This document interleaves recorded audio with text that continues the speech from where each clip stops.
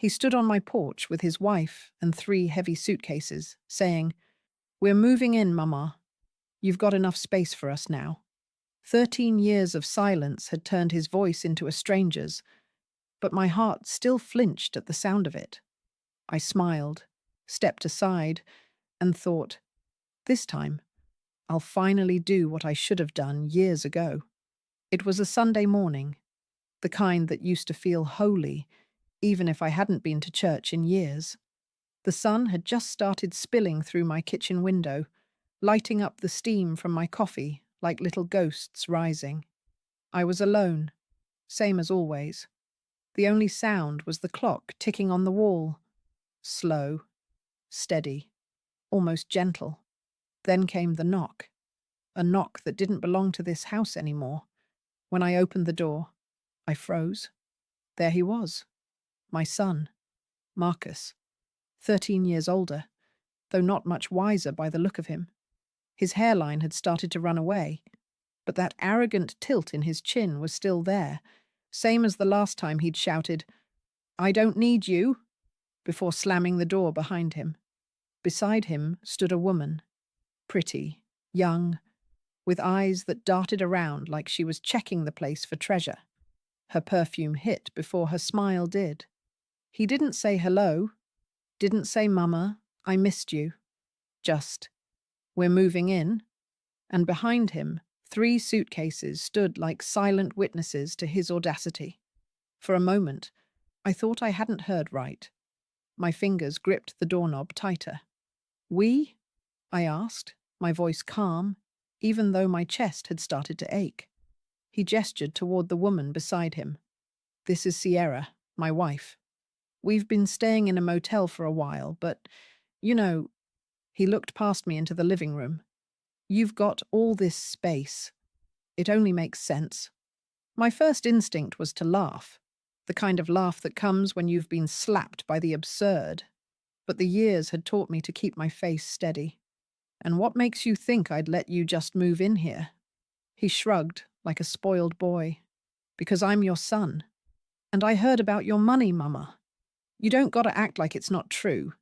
Everyone in town's been talking. You hit big after that lawsuit, didn't you?" Sierra gave a polite little cough, then smiled. "We thought it'd be nice, to reconnect. Family's all we got, right? Family." That word hit like glass in my throat. 13 years. 13 birthdays missed. 13 Christmases with one empty chair. Not a phone call when my hip gave out. Not a text when I buried my sister. Just silence. Now here he was, talking about family, talking about space, talking about what I owed him. I stepped aside, not out of weakness, but because I wanted to see how far he'd go. He walked right in, like he'd never left.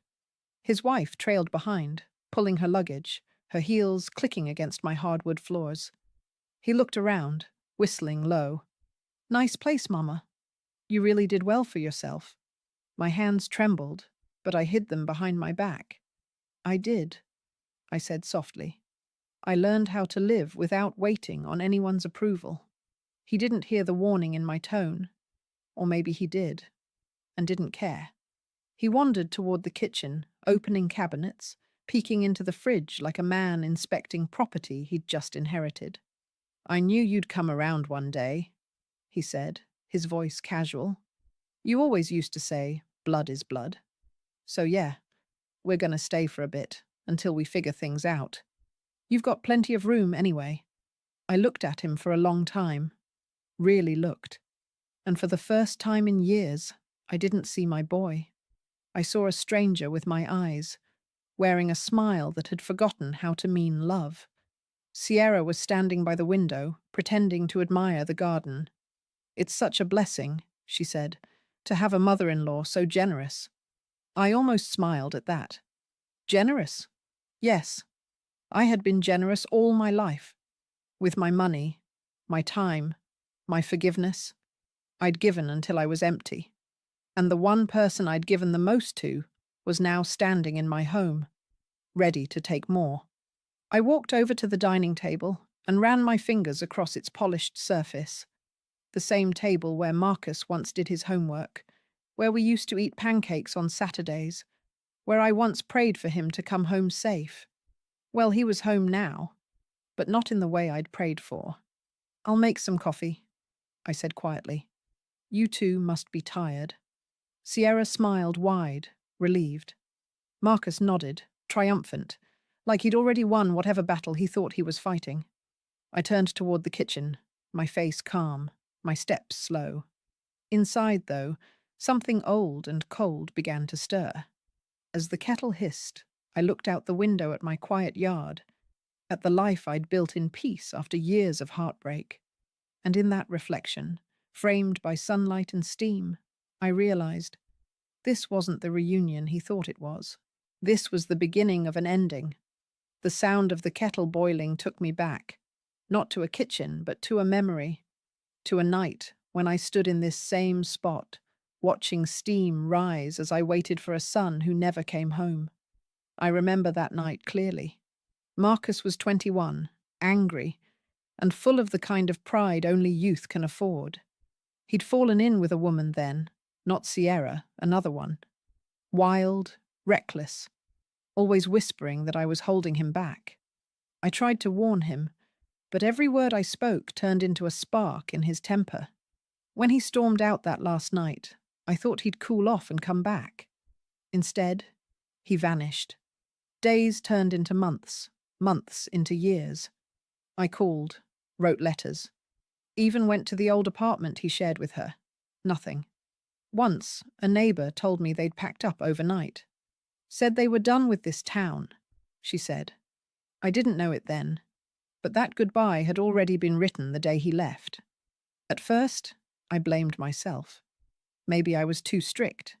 Maybe I worked too much, or loved too hard. When his father died, when cancer took him and left us both hollow, I tried to be both parents, both strength and softness. I worked double shifts at the diner, scrubbed other people's floors on weekends, saved every dime for his college fund. But none of that mattered. To Marcus, I wasn't a mother anymore. I was a reminder of everything he wanted to escape. The first few years were the hardest. Every ring of the phone twisted my gut with hope.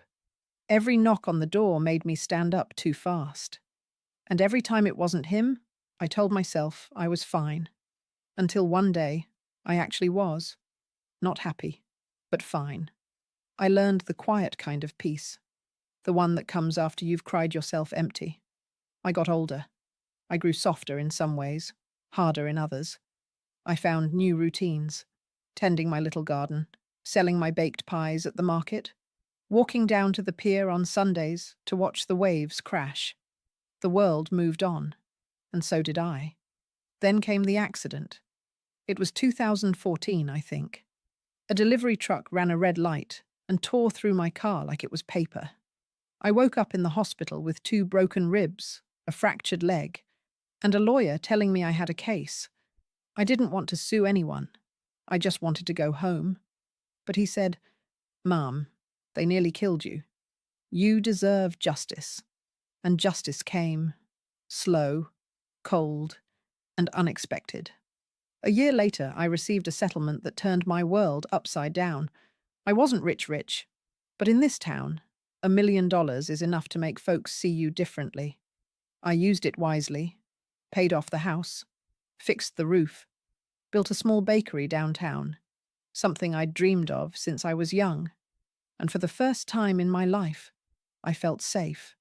Not because of the money, but because I'd learned to stand without anyone else holding me up. The people around town talked. You can't hide success in a place this small. I ignored the whispers, until the day I heard his name. Someone at the bakery counter, a woman I barely knew, said, "You know, your boy Marcus was asking around about you. Said he heard you came into money. Looks like he wants to make amends." She laughed when she said it, but my chest tightened anyway. That was 6 months ago. And now here he was, at my door, with his wife and luggage, as if time had forgiven him on my behalf. As the kettle whistled, I poured the boiling water into the pot and took a deep breath. I could hear them in the living room, Marcus's low voice, Sierra's high laugh. The sound of them together felt foreign, like strangers making themselves at home in a memory that wasn't theirs. "Smells good, Mama," he called. "Got any of those biscuits you used to make?" I didn't answer. Not yet. I took 2 cups of coffee and carried them out, my hands steady now. Sierra smiled, pretending warmth. "This house feels so cozy," she said, eyes roaming across the shelves lined with framed photos. Photos that stopped featuring Marcus after he left. Her gaze landed on one. It was a picture of him at 18, wearing his graduation cap, me standing beside him with my hand on his shoulder. He looked embarrassed even then. I was too proud for both of us. "You still keep that?" Marcus asked, sounding almost amused. "Some things remind me of who I used to be," I said quietly. "And who's that?" he asked, leaning back with that smirk that used to charm everyone except the people he hurt. I met his eyes. "Someone who doesn't beg to be loved anymore." He blinked, just a flicker, but I saw it. A crack in his confidence. Then he laughed it off. "Well, you won't have to beg for company now. You've got us." Sierra squeezed his hand and smiled like a woman proud of her man for being so clever. I smiled back too. Not because I was fooled, but because I finally understood what was happening. They weren't here for love. They were here for opportunity. And in that moment, as sunlight poured through the window and glinted off my coffee cup, I made a quiet promise to myself. I would not be fooled again. This time, it would be my turn to teach a lesson. By evening, they'd already made themselves comfortable, as if they'd been here forever. Marcus's shoes were off, his feet propped on my coffee table, the same one I bought second-hand after my accident. Sierra was in my kitchen, rearranging my spices like she was auditioning for a homemaker's role she didn't deserve. I stood by the doorway and watched the two of them move through my house like ghosts reclaiming the rooms they once haunted. It was strange, seeing them there, smelling her floral perfume, mixing with the faint lemon scent I used to clean the counters that morning. The whole place felt smaller, like my piece was being folded in half. "Marcus," I said finally, "you planning to stay long?" He didn't even look up from his phone. "Just until we get settled. We've had a rough year. You'll understand." I crossed my arms. "That's not an answer." He sighed like I was nagging him. "Mama, come on. Don't start. I told you. It's temporary." Sierra turned, holding one of my teacups like it was her own. "We don't want to be a burden," she said sweetly. "But times are hard, you know. Rent, bills, groceries. Everything's gone up. You're lucky you bought this house when you did." I felt my jaw tighten. "Luck had nothing to do with it. I worked for this." That silence that followed told me everything I needed to know. They didn't come here for reconciliation. They came because they thought I was easy.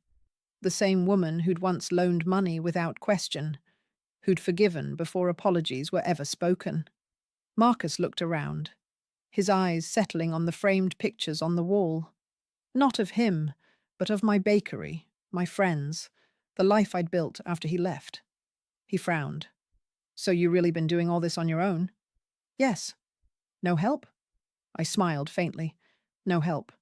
He nodded slowly, then said, "You could have called me." That one almost made me laugh. "I did call you, Marcus," I said softly. "Dozens of times. You just stopped picking up." He shifted, his discomfort flickering through that easy arrogance he wore like armor.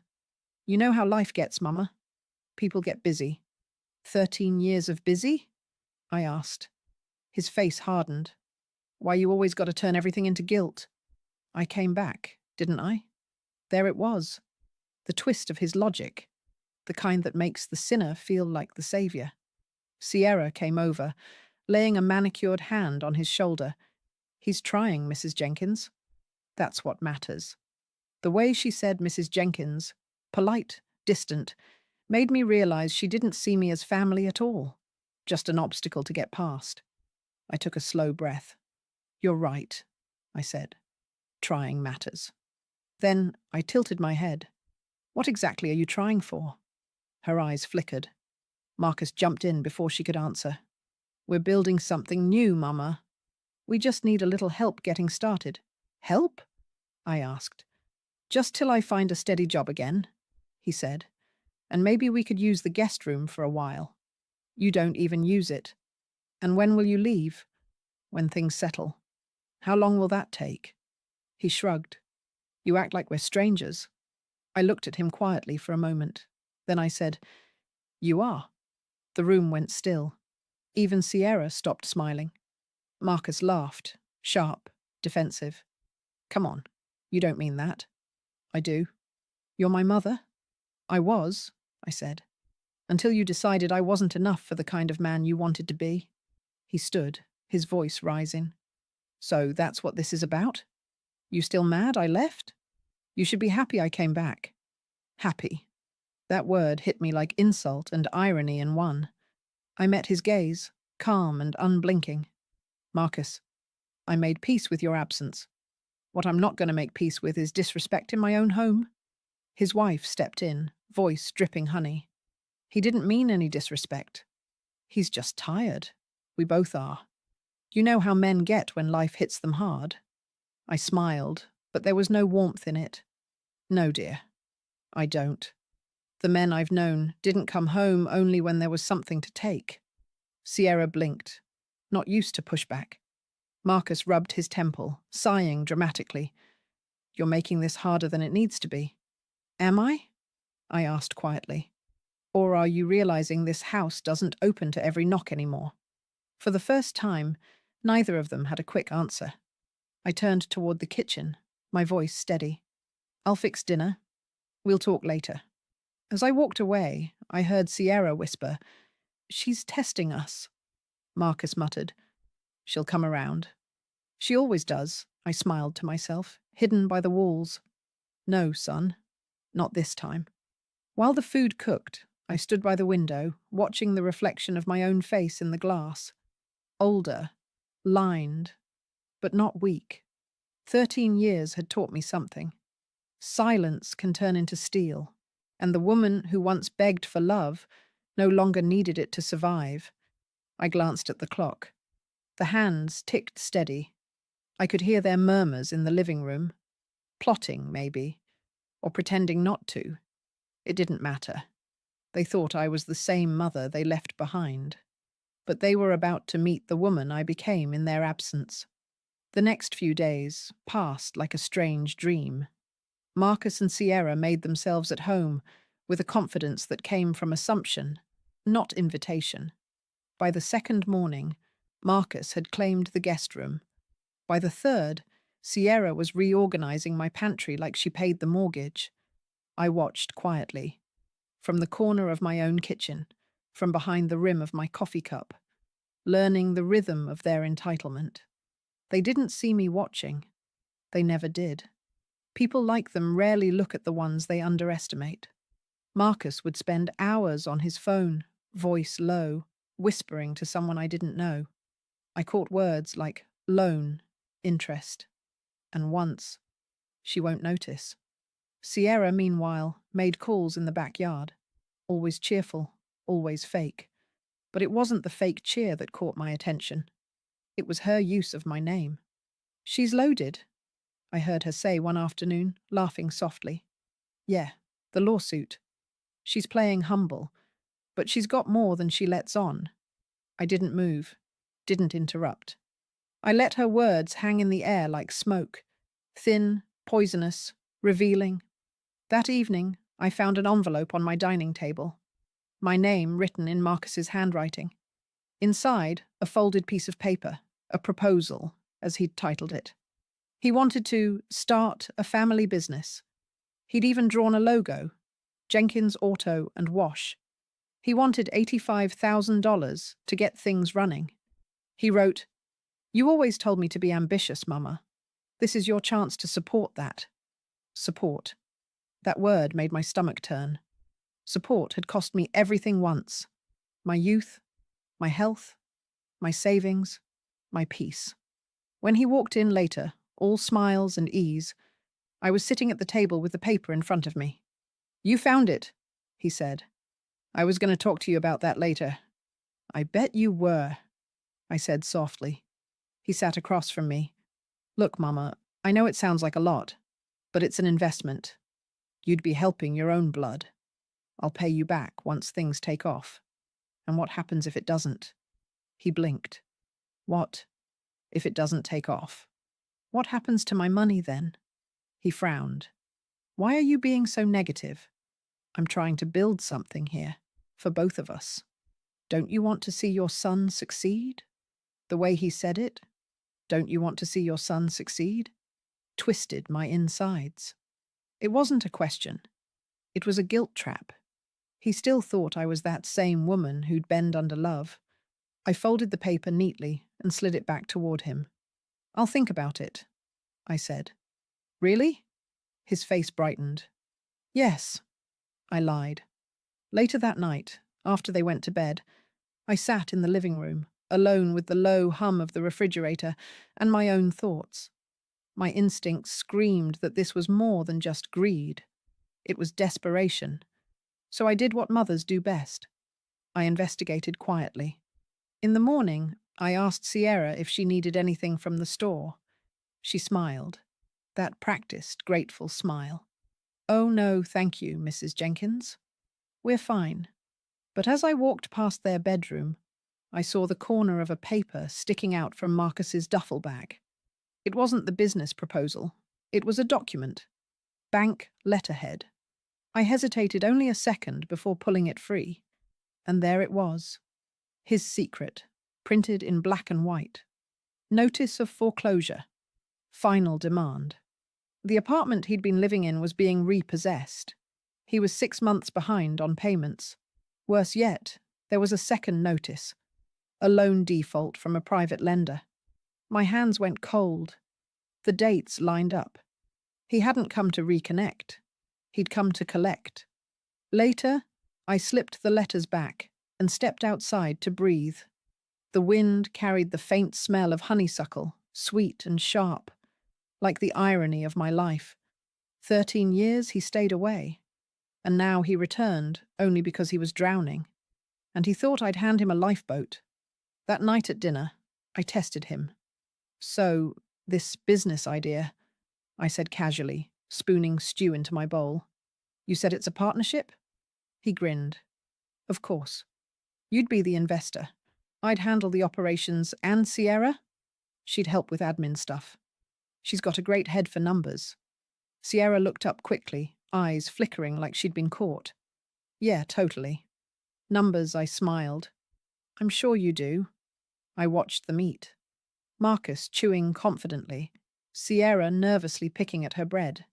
Every bite they took felt symbolic, feeding on what they believed they already owned.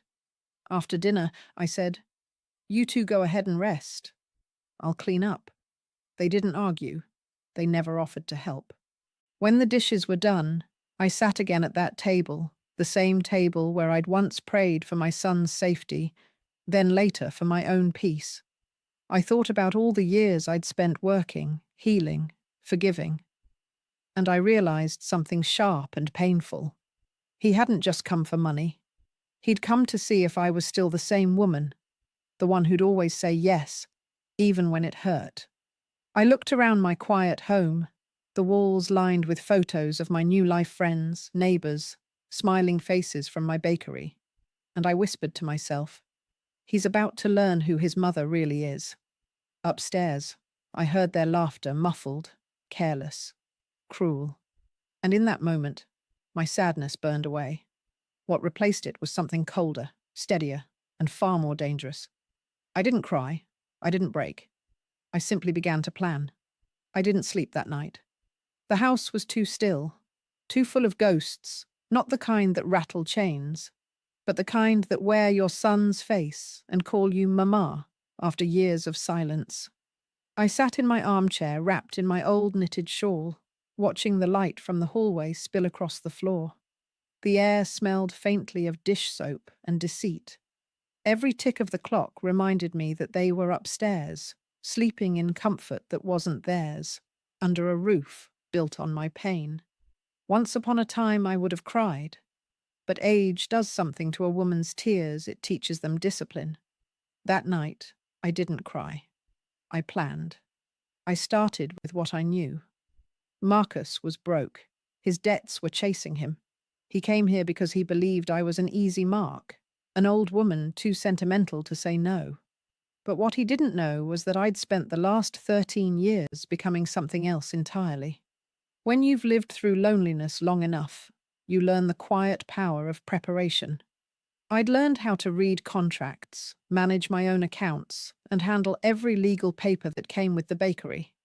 I'd even taken a few courses at the community centre about estate planning and small business law, mostly to protect myself. Now it looked like all that learning was about to pay off. Before sunrise, I opened the cabinet under the desk in my study and pulled out my lockbox, a sturdy metal thing with a little combination dial. Inside were the pieces of my rebuilt life: property deed, bank certificates, bakery ownership papers, and one thin manila envelope marked Will Draft 2. I smiled when I saw it. Marcus didn't know that everything I owned had been quietly transferred into a trust one with strict terms. If anyone tried to claim my estate while I was alive or incapacitated, it would trigger an automatic investigation and freeze. The bakery was owned under an LLC, not my personal name. Even this house was secured. They thought I was vulnerable because of my age. They had no idea I'd armored every inch of my life in plain sight. By morning, the plan was simple. Let them believe they'd won. Feed their confidence. Then turn it all back on them legally, publicly, and permanently. At breakfast, I played the part of the softened mother. "Marcus," I said, setting his coffee down, "I've been thinking about your proposal." His eyes lit up. "Yeah? I want to see how serious you are," I said. "Why don't you draw up a proper business plan? Costs, profit estimates, everything." He smirked. "You mean like a pitch?" "Exactly," I said. "If you can show me you're responsible, we'll move forward." Sierra clapped her hands, beaming. "See? I told you she'd come around." I smiled too, a smile that reached nowhere near my eyes. They spent the next 2 days drafting their business plan. I pretended not to notice that Marcus was copying phrases straight from Google templates and that Sierra was more interested in my jewelry box than QuickBooks. I gave them space. I made cookies. I hummed. Let them think the mother was soft again. On the third night, I made a call to Carla, my friend and attorney. Carla was 10 years younger than me, sharp as a blade, and had been with me since my accident. We'd shared wine, secrets, and once, heartbreak over our ungrateful children. "Carla," I said softly over the phone, "I might need to update my will again." Her tone shifted. "Everything okay?" "Everything's perfect," I said. "I just want to make sure that if anything happens to me, or if certain people try to take advantage, the law knows who's who." She chuckled. "You sound like you're about to teach someone a lesson." I smiled into the receiver. "Maybe I am. Want me to come by?" "Not yet. Let me give them enough rope first." When I hung up, I felt something I hadn't felt in years. Power. Not the loud kind that comes with shouting or threats, but the quiet kind that comes from knowing the truth before anyone else does. That evening I set a small stage. I invited a few neighbors for tea, just casual talk, laughter, warmth. I made sure Marcus and Sierra were present. Everyone in this town loves a good story, and I let a few details slip just enough to let it travel. "Oh, the bakery's done so well," I told my friend Miss Ellen. "Carla says I might even open a second branch in the city." Marcus's head snapped up at that. I smiled sweetly. Let him stew in the illusion of endless wealth. Later that night, I overheard him whispering to Sierra in the hallway. "She's got more money than I thought. Maybe we should get her to sign something before she changes her mind." Sierra's voice was lower, colder. "You better hurry. Old people get unpredictable."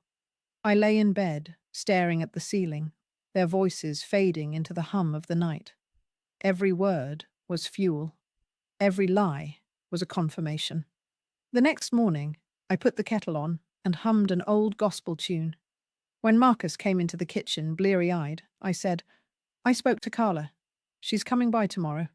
She handles all my finances just to make sure everything's clean and fair." He froze for a fraction of a second, then forced a smile. "That's great, Mama. We love transparency." "Good," I said softly. "So do I." He didn't realize what I was doing, not yet.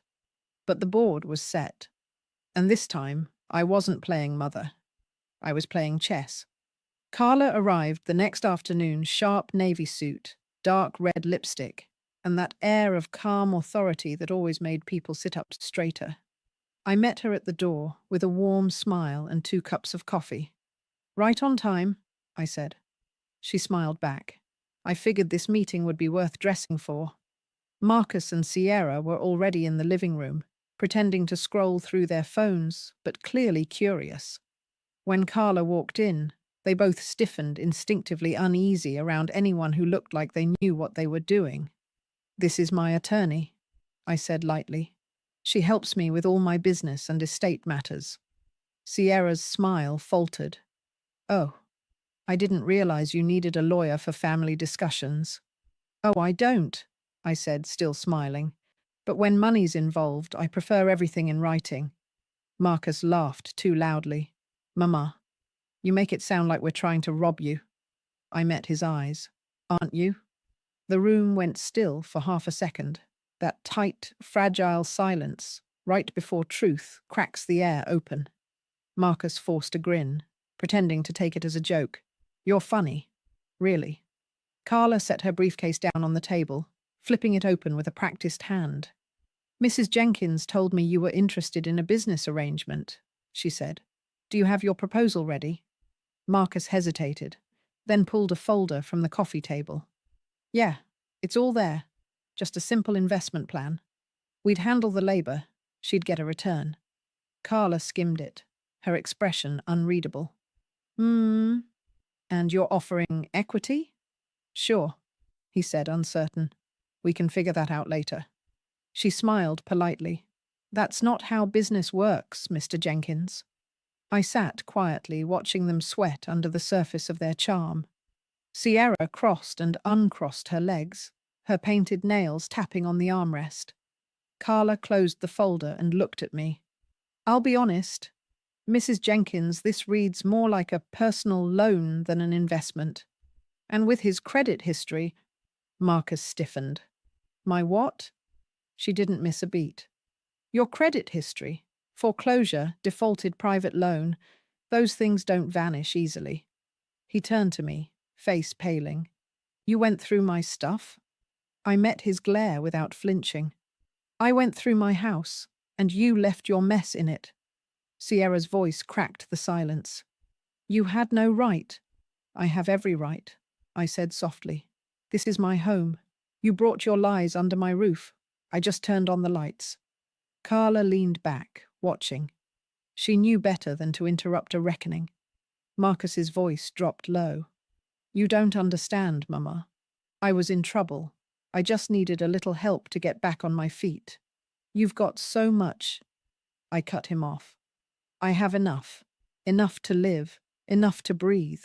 Enough to never depend on anyone again. But not enough to feed a grown man's greed." He stared at me, his pride crumbling. "I'm your son." "Yes," I said. "And I was your mother when you let me be." For a long moment, no one spoke. The house itself seemed to hold its breath. Then Carla cleared her throat gently. "Mrs. Jenkins, would you like me to explain how your estate is structured? It might clear up any misunderstandings." "Yes," I said. "Please do." She opened her folder and laid out a single sheet of paper.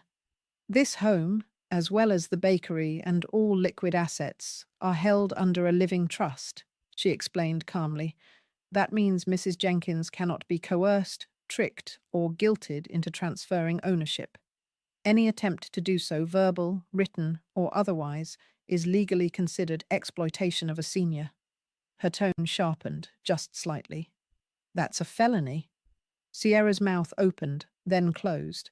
Marcus's hands curled into fists on his knees. You're saying she can't even help her own family? He snapped. She can, Carla said smoothly. But she chooses not to, and the law protects her right to that choice. I sat back, feeling the power in stillness. For once, I didn't have to shout to be heard. The law and truth were doing it for me. Sierra grabbed her purse, her voice shaky. We didn't come here for trouble. We just wanted to reconnect. I nodded. Then maybe you should start by apologizing, not calculating. Marcus stood up, towering over me, eyes glassy with frustration. You don't mean this. You're angry right now. I'm your son. I looked up at him, the same boy I once rocked to sleep, the same boy I'd begged God to protect. You stopped being my son the day you sold your loyalty for convenience, I said quietly, and you walked out long before you ever came back. He took a step back, stunned into silence. Sierra tugged at his arm. Let's go. He hesitated, pride still wrestling with defeat, then turned and walked out. The door slammed behind them, rattling the picture frames, but not me. Carla exhaled softly. You handled that beautifully.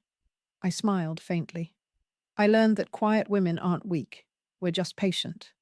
We sat in silence for a while, sipping coffee that had gone cold. Through the window, I watched Marcus and Sierra load their suitcases into their car. They didn't look back. Good. Let them keep driving. Before she left, Carla put her hand on mine. You know he'll come around again someday. They always do when the money runs out. I nodded. Then I'll be right here behind a locked door. When the house fell silent again, I walked to the doorway where they'd stood just days ago. The light hit the empty space where their luggage had been, and I felt the strangest thing. Not sadness, not victory, but relief. Justice doesn't always roar. Sometimes it whispers, you survived. The house felt different after they left, lighter, quieter, honest. For days, I moved through the rooms like a woman relearning her own space. The air smelled of lavender and freedom. The silence, once a wound, had turned into peace. I thought I'd feel broken when that door closed behind Marcus. Instead, I felt balanced. For years, I'd believed peace meant forgiving others. But sometimes peace means forgiving yourself for giving too much, for waiting too long, for mistaking love for loyalty. The next morning, I opened my bakery early.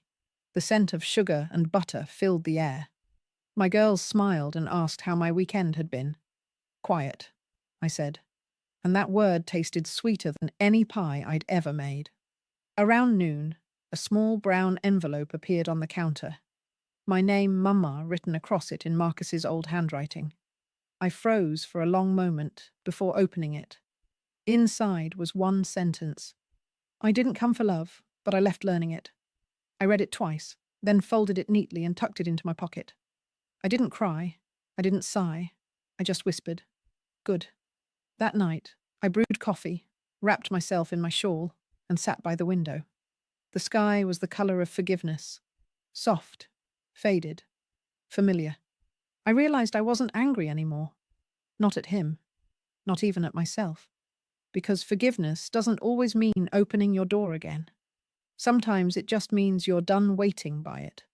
I went for a walk the next morning, down to the pier where I used to sit alone years ago, praying for my son to call. The water shimmered under the sunlight, calm and unbothered, like time itself had healed with me. I brought out a piece of paper and wrote a short letter, not to Marcus, but to myself. You did it. You stopped apologizing for surviving. You stopped waiting for permission to rest. You gave enough and then learned to keep something for yourself. I folded the letter, smiled, and let the breeze carry away the old ache that had lived in my chest for years. When I got home, I locked the door, not out of fear, but love. Love for the woman who finally remembered her worth. People think motherhood means endless sacrifice, but being a mother doesn't mean setting yourself on fire to keep others warm. You can love deeply and still say no. You can forgive and still walk away. As I looked around my quiet home, sunlight sliding across the floorboards, I whispered the same words I'd thought the day Marcus appeared at my door. This time, I finally did what I should have done years ago, and for the first time in my life, I meant it.